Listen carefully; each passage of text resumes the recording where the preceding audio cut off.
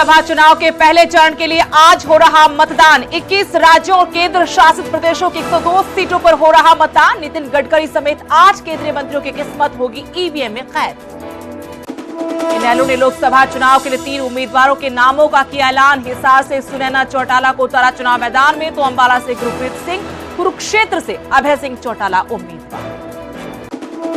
कुरुक्षेत्र के चुनावी रण में विरोधियों ने एक दूसरे पर छोड़े जुबानी तीर। डॉक्टर सुशील गुप्ता ने जिंदल पर कसा तंज, बोले जहाज में चलने वालों को बोरी उठानी पड़ रही है, खुद को बताया जमींदार का बेटा।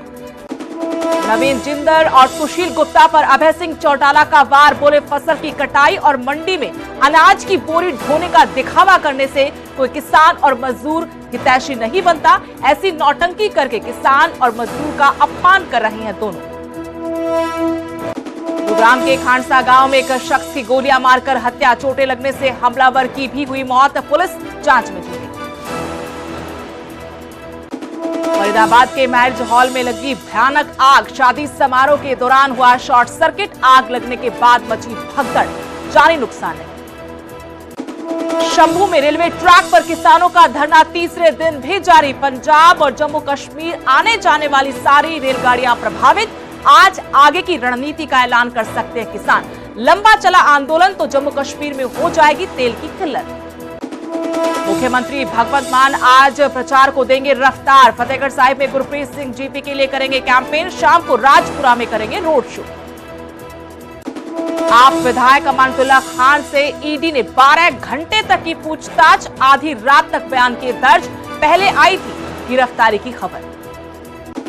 जेल में मीठा खाना खाने के ईडी के दावों पर आपने उठाए सवाल। अल्टरनेटिव स्वीटनर लेते हैं केजरीवाल, जेल में मारने की हो रही तैयारी। कस्टडी में इंसुलिन भी रोकी गई। केजरीवाल के असाधारण अंतरिम जमानत की मांग। 22 अप्रैल को पीआईएल पर दिल्ली हाईकोर्ट में होगी सुनवाई। राहत के तौर पर जेल से ट्रांसफर कर हाउस अरेस्ट करने की मांग।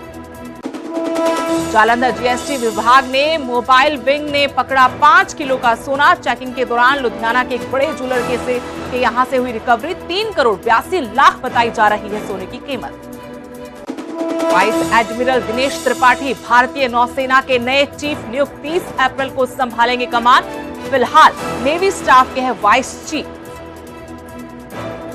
रिलायंस फाउंडेशन की चेयरपर्सन नीता अंबानी दरबार साहिब में हुई नतमस्तक, गुरु घर का लिया आशीर्वाद।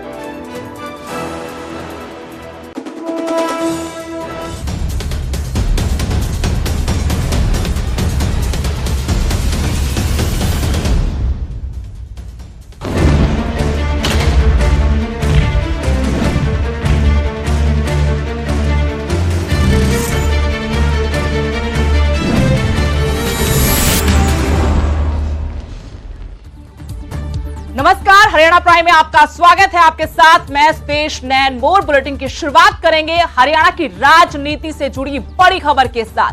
बड़ी खबर है कि इनेलो ने अपने 3 उम्मीदवारों के नामों का ऐलान कर दिया है। हिसार लोकसभा सीट से सुनैना चौटाला को टिकट दी है। चाचा ससुर से अब सुनैना चौटाला का मुकाबला होगा। अंबाला से युवा नेता गुरप्रीत सिंह को पार्टी ने अपना उम्मीदवार बनाया है। कुरुक्षेत्र सीट से अभय सिंह चौटाला चुनाव मैदान में होंगे। हिसार में अब चौटाला परिवार में चुनावी जंग देखने को मिलेगी। हालांकि जेजेपी ने अभी अपने उम्मीदवारों को लेकर जो पत्ते खोले हैं, उसके बाद से लगातार ये माना जा रहा था कि यहां से इनेलो सुनैना चौटाला को जरूर चुनाव मैदान में उतारेगी। अब सुनैना चौटाला के नाम पर मुहर लगा दी है पार्टी ने। सुनैना चौटाला को हिसार से टिकट दिया है, तो अंबाला से युवा चेहरे गुरप्रीत सिंह को पार्टी ने अपना उम्मीदवार बनाया है। कुरुक्षेत्र के चुनावी दंगल में खुद अभय सिंह चौटाला उतरे।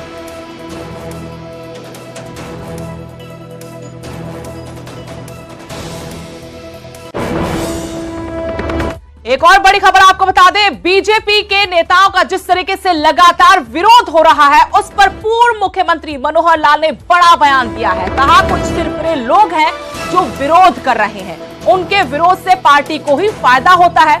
विरोध से ज्यादा लोग बीजेपी के साथ जुड़ते हैं। आपको बता दें, लगातार बीजेपी जेजेपी के नेताओं को विरोध का सामना करना पड़ रहा है।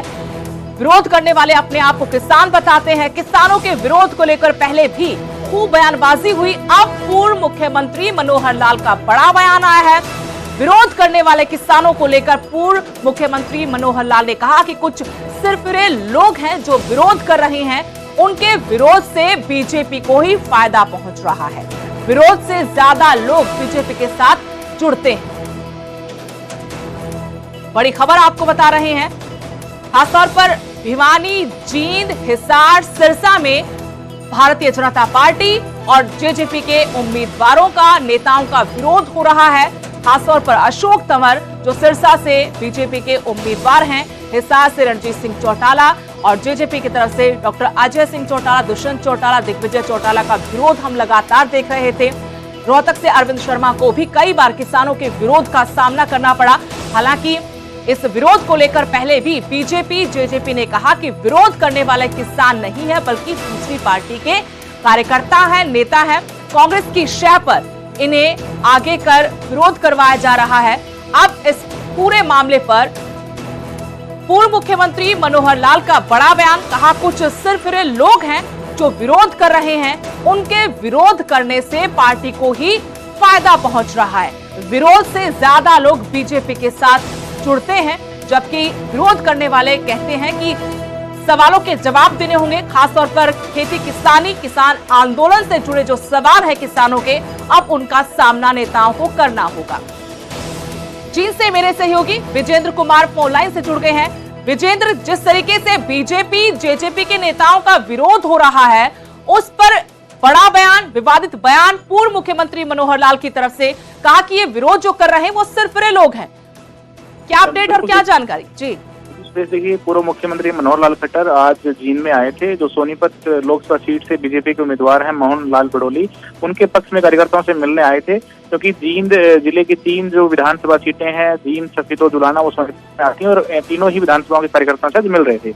इसी दौरान मीडिया से बात करते हुए उन्होंने कहा कि जिस प्रकार से हिसार की बात और रणजीत सिंह चौटाला जो बीजेपी के उम्मीदवार हैं, अशोक तंवर सिरसा से बीजेपी के उम्मीदवार हैं और बाकी कई उम्मीदवार जो बीजेपी के हैं, उनका जगह जगह विरोध हो रहा है किसानों द्वारा। गाँव में घुसने नहीं दिया जा रहा है, चाहे बीजेपी के लीडर हो या फिर जेजेपी के लीडर हो, क्योंकि गठबंधन में सरकार चली थी। तो उसी जो है विरोध के उन्होंने बयान दिया है कि जो विरोध कर रहे हैं ऐसे सिरफिरे लोग हैं, कुछ लोग इस तरह का विरोध कर रहे हैं, लेकिन बीजेपी को इस विरोध का फायदा हो रहा है और सबको पता है कि इस तरह का विरोध कौन कर रहे हैं। तो कह सकते हैं एक तरह से जो किसान जो लंबे समय से अपनी मांगों को लेकर धरने पर बैठे हुए हैं और पहले भी 13 महीने आंदोलन किया था, उन्हीं जो लोग विरोध कर रहे हैं उन्हीं को लेकर उन्होंने बयान दिया है कि इस तरह के लोग सिरफिरे लोग हैं और सिरफिरे लोगों के चलते बीजेपी को फायदा हो रहा है।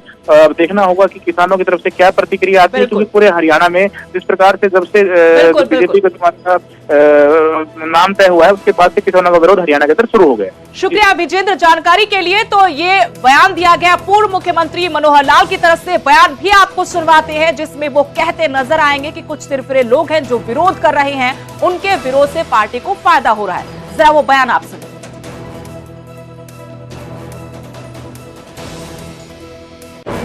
मुझे ही पता है, कुछ लोग सिरफिरे ऐसे होते हैं जो अपनी दबंगाई जो चलाते हैं, पहले चल जाती थी, अब चलती नहीं है। और उनको ये भी समझ में आ रहा है, अगर विरोध करने वाले 10 होते हैं और जितना ज़्यादा विरोध करते हैं, वहीं सैकड़ों लोग उस विरोध के परिणाम स्वरूप जो इकट्ठे होकर के भारतीय जनता पार्टी के साथ जुड़ते हैं, उनके विरोध के कारण से उनको लाभ हो रहा है। तो विरोध करने वाले किसानों को पूर्व मुख्यमंत्री ने सिरफिरे कहा है। अब किसानों की प्रतिक्रिया का इंतजार है। अगली खबर का रुख करेंगे। नवीन जिंदल और डॉक्टर सुशील गुप्ता पर अभय सिंह चौटाला ने जमकर एक के बाद एक वार किए। नवीन जिंदल और सुशील गुप्ता बहुत बड़े पूंजीपति हैं। ये अभय सिंह चौटाला की तरफ से कहा गया कि नौटंकी सिर्फ गरीब और किसान मजदूर के वोट के लिए है। आपको बता दें कि नवीन जिंदल गेहूं का कट्टा उठाते नजर आए थे। रादौर की अनाज मंडी में डॉक्टर सुशील गुप्ता गेहूं की कटाई करते दिखे थे। इसी को लेकर जब अभय सिंह चौटाला से सवाल किया गया तो उन्होंने कहा कि सभी जानते हैं कि दोनों ही नेता बड़े पूंजीपति हैं। ये नौटंकी सिर्फ गरीब किसान मजदूर के वोट के लिए की जा रही है। किसान आंदोलन को लेकर उन्होंने तंज भी कसा कि 6 साल तक राज्यसभा में डॉक्टर सुशील गुप्ता थे। तो ये बताएं कि उस वक्त कहां थे जब किसान आंदोलन चल रहा था, उस वक्त ये दोनों नेता कहां थे। साथ ही डॉक्टर सुशील गुप्ता ने क्या कभी किसानों से जुड़ा कोई मुद्दा राज्यसभा में उठाया, कभी खेत में जाकर दोनों ने नहीं देखा। ये दोनों नेता ये भी नहीं बता सकते कि जौ और गेहूं में क्या फर्क होता है।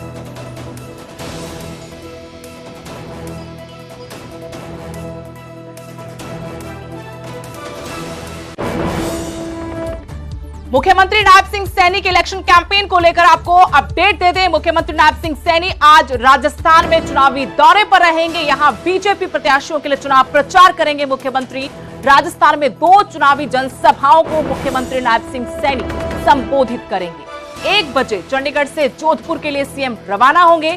देर रात तक वापस चंडीगढ़ लौटेंगे। मुख्यमंत्री के ऊपर बड़ी जिम्मेदारी, प्रदेश की चुनाव प्रचार की कमान तो संभाल ही रहे, एक के बाद एक हर विधानसभा क्षेत्र में जाकर विजय संकल्प रैली कर रहे हैं। तो वहीं पड़ोसी राज्यों में भी वो चुनाव प्रचार कर रहे हैं। आज राजस्थान में एक बार फिर से उनका चुनावी दौरा, 2 जनसभाओं को संबोधित करेंगे मुख्यमंत्री नायब सिंह सैनी।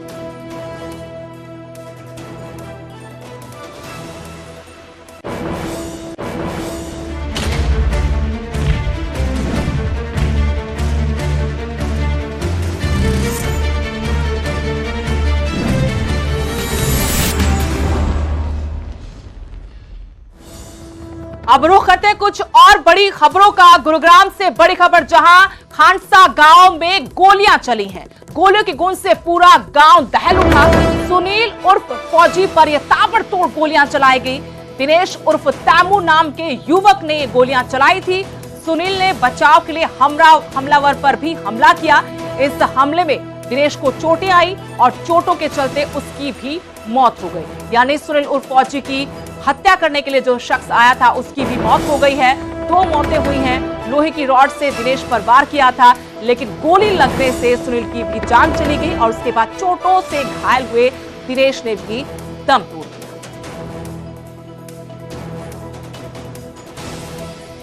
गुरुग्राम से हमारे सहयोगी धर्मवीर शर्मा फोन लाइन से जुड़ गए हैं। धर्मवीर, क्या पूरा मामला है खांडसा गांव में जिस तरीके से 2 मौतें हुई हैं, क्या पुलिस जानकारी दे पाई है?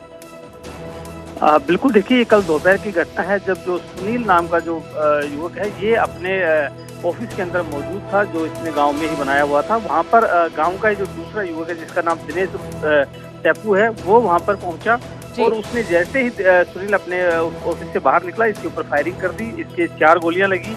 उसके बाद सुनील ने भी वहीं पर पास में ही एक हथियारनुमा चीज से उसके ऊपर हमला कर दिया, जिससे कि जो आरोपी दिनेश है जिसने फायरिंग की थी उसके सर में चोट लगी और इसकी वजह से गोली लगने से सुनील की मौत होगी और सर में चोट लगने की वजह से दिनेश की मौत होगी। दोनों ने ही दम तोड़ दिया। गुरुग्राम पुलिस ने मौके पर पहुंचकर दोनों के शव को कब्जे में लेकर पोस्टमार्टम करा दिया और उसके बाद जानकारी ये मिली है कि दोनों ही जो युवक हैं ये, इन दोनों का ट्रांसपोर्ट का काम है। यूनियन जो है गाँव में है ट्रांसपोर्ट की, उसमें इन दोनों का आपसी राइवलरी थी बिजनेस को लेकर के, जिसकी वजह से दोनों में दुश्मनी थी और इसी के चलते जो दिनेश है उसने सुनील पर हमला किया और उसके चलते दोनों की ही मौत हो गई। जी, धन्यवाद धर्मवीर जानकारी देने के लिए। तो दोनों ने एक दूसरे के ऊपर हमला किया। बताया गया कि पुरानी कोई रंजिश थी, दोनों ट्रांसपोर्ट का काम करते थे, इसी चलते सुनील पर हमला किया था दिनेश ने, लेकिन सुनील की मौत हुई है। गोली लगने से 4 गोलियां चलाई गई। दूसरा दिनेश जो हमलावर था उस पर जो हमला किया था अपने बचाव में सुनील ने, गहरी चोट लगी थी सर पर, जिसके चलते उसकी भी मौत हो गई। लगभग 2:30 बजे का घटनाक्रम है। खांडसा गांव के अंदर की एक वारदात को अंजाम दिया गया है, जिसमें सुनील फौजी जो मृतक हैं उनके ऊपर एक दिनेश और टीमू नाम के एक व्यक्ति ने आगे फायर करा है और लगभग 3 से 4 फायर करे गए थे और मौके की CCTV वगैरह हासिल करी जा रही है। घटना पे इंस्पेक्शन करा जा रहा है सीनियर क्राइम जो टीम है उसके द्वारा। और जो घटनाक्रम के पीछे की जो बता रहे हैं पृष्ठभूमि इस प्रकार से है कि जो सुनील और फौजी के ऊपर दिनेश और टीमू ने आके यहाँ पर फायर करा और उसी घटनाक्रम के दौरान जो दिनेश है उसको भी चोट लगी है, गंभीर चोट लगी है, जो इसके चलते घटनाक्रम के दोनों की ही डेथ हुई है। जो सुनील फौजी को ले जाया गया मेडिसिटी के अंदर और वहाँ इलाज के दौरान उनको मृत घोषित करा गया है और जो दिनेश जो वारदात अंजाम देने आया था उसके भी चोट लगने के कारण यहीं पर मौके पे ही उसकी डेथ हो गई। दिनेश को किस चीज की चोटें मारी गई थी, कौन लोग थे? दिनेश को कुछ लाठी रोड वगैरह से चोट लगी हुई है। हम CCTV देख रहे हैं अभी कि मौके पे किस तरह की घटनाक्रम को अंजाम दिया गया है। वो इन्वेस्टिगेशन का मैटर है, जो भी चीजें सामने आएगी विस्तृत तौर पर आपको बताया जाएगा। सुनील अकेला था या उसके साथ और भी कोई लोग थे? अभी CCTV देखा जा रहा है। जो हाल फिलहाल में अब तक की प्रारंभिक जो अब तक जाँच हो पाई है उसमें सुनील जो फौजी हैं वो अपने यहाँ प्लॉट से बाहर निकले हैं और उसके बाद दिनेश ने आके ताबड़तोड़ उनके ऊपर फायर करा है और उसके बाद उनको फायरिंग से रोकने के एवज में सुनील ने उनको काबू पाने की कोशिश करी है, जिस घटनाक्रम के दौरान ये सभी वारदात हुई। कुल कितने राउंड फायर हुए अब तक क्या? देखिए अभी scene of crime team inspection कर रही है, मौके पर लगभग अभी 3 से 4 राउंड फायर बताया। फरीदाबाद में मैरिज हॉल में भयंकर आग लग गई। सेक्टर 11 के करमवीर गार्डन का ये मामला, जहां मैरिज हॉल में ये आग की घटना घटी। शादी समारोह के दौरान बताया गया कि शॉर्ट सर्किट हुआ था, जो आग की वजह बना। आग लगते ही मौके पर भगदड़ मच गई। फायर ब्रिगेड की गाड़ियां मौके पर पहुंची। कड़ी मशक्कत के बाद आग पर काबू पा गया। ये मैरिज हॉल आग की लपटों से घिरा हुआ नजर आया। जैसे यहां पर आग लगी, शादी समारोह क्योंकि चल रहा था, लोग जुटे हुए थे और आग की घटना के साथ ही लोगों में भगदड़ मच गई।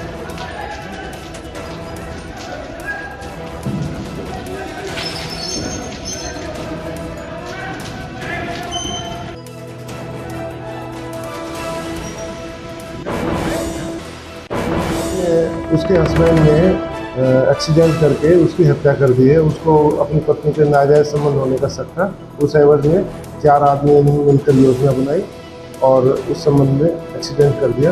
एक तरह से उनका मर्डर ही कर दिया। ये 4 लोग कौन-कौन? ये 4 लोग हैं। उसका हस्बैंड है गुरजीत सिंह और बाकी उसके साथ दिया है गुरजंट है, कुलदीप है और गुरदीप सिंह है। हाँ, इन सबको काबू कर लिया गया है, अरेस्ट है। मास्टर प्लान किसने तैयार किया और कैसे तैयार किया?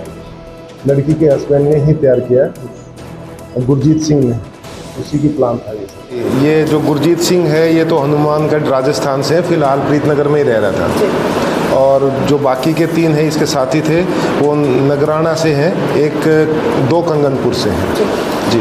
तो सर जो एक महिला के साथ दूसरी महिला की मौत हुई है, सर उसका क्या कुछ कारण है? वो उसके साथ थी और वो भी प्रीतनगर में ही रहती थी। उसकी पड़ोसी थी, मरने वाले की पत्नी थी। सर ट्रक चलाने वाला कौन व्यक्ति था मौके पर? ट्रक चलाने वाला उसका पति था, गुरदीप सिंह। तो सर अब क्या कुछ कार्रवाई की गई है? अभी उनको रिमांड पे ले रखा है और आगे इन्वेस्टिगेशन जारी है।